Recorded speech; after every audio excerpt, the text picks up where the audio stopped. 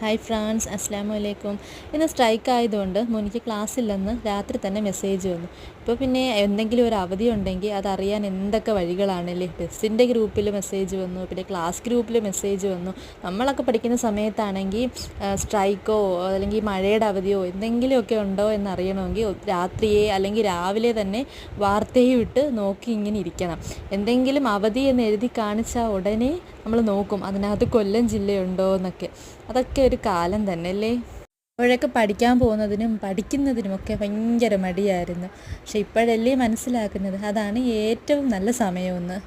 എനിക്ക് പോകണ്ടാത്തതുകൊണ്ട് ഞങ്ങൾ അവനെ ഹെൽത്തി കൊണ്ടുവന്നൊന്ന് ബ്ലഡ് ടെസ്റ്റ് ചെയ്യാമെന്ന് വിചാരിച്ചു.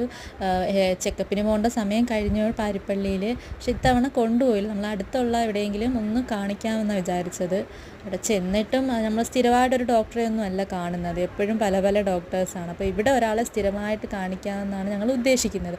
അങ്ങനെ ഹെൽത്തിൽ ബ്ലഡ് ടെസ്റ്റ് ചെയ്തിട്ട് അതിൻ്റെ റിസൾട്ടുമായിട്ട് നമ്മൾ മുസമ്മിലിനെ കാണിക്കുന്ന ഡോക്ടറെ തന്നെ കാണിക്കാനാണ് പ്ലാന്. അങ്ങനെ ചെന്ന് ബ്ലഡൊക്കെ കൊടുത്ത്